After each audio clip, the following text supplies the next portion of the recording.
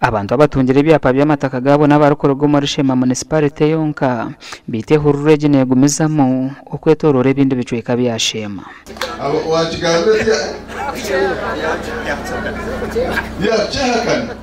abantu abamisinge n'izoberi ahubwo bakahurikize ngamo na propaganda government nenda kwa kabantu itaka kadeshi nanda kubaretera imisoro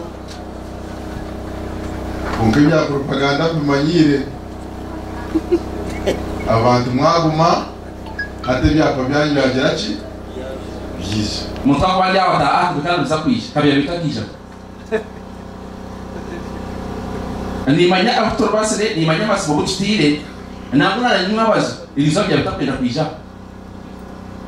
mbeli mugaza y'urare kuri yakuzeri jebe yo kundi ngwana ndabura kujabya kabya bibataka kwatare Kateshumbwa yanjurira ba ministry y'amataka ngo arohe byaronka megamba Nyarweshama Rubare Kacerre Rwitaniro aho bamumbagiga batwira amataka g'abantu mu cyapa konkarangirire ngo hatagira umuntu n'umwe owarugahita kari pereza abantu abari affected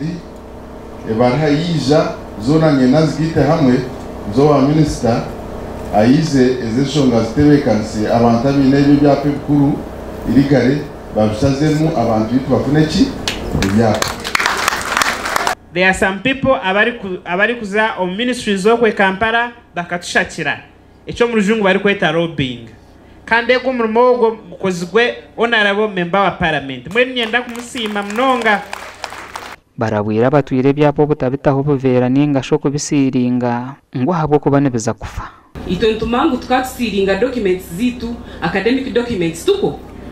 echape chiwachisiringo kachitaka vera kariya kikarabo omukoma kariya nchiba chasiskara nchiba chafa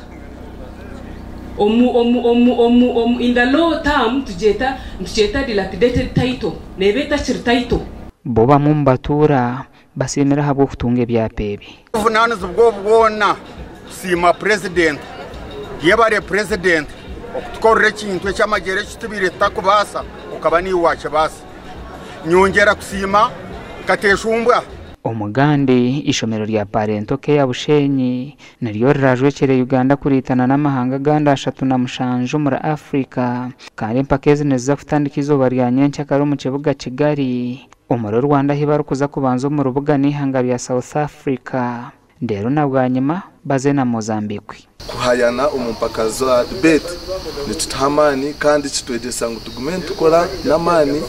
kandi twedese abana bitu ebintu birabagashenyensya. So we have high chances of winning, but second of all we have our critical thinking is advanced, so we have more chances in this impromptu round of winning them, even the finals, and we take the trophy back. Is one courage. The courage to talk to people, the courage to talk to many people, because it's not that all people have this ability, all these people have this chance. Abejene bagira ngo kwajana uko nabatahi babo ku rugo mahanga gatari gamwe na gamwe kubayambira kugira kutekateka kuhangoho ninga critical thinking hamwe no kwego kucwamo. Me, I participated in debates, I participated in NDC 2024, I participated in TDN, both regionals and nationals, and at least what I can tell you, I've managed to be a best speaker. So Personally, I like what you do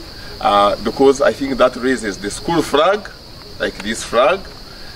You have proven to the world that our school, that your school is the best. Niziza kutandukanya nchakarebera bernabe no kwezoku kandi ebi byona bihagirwe ministry y'ibyo bwegese. Pupils who are going to Kigali to participate in the debate competition. Gasha kwa maiko twachiri. As God is your savior.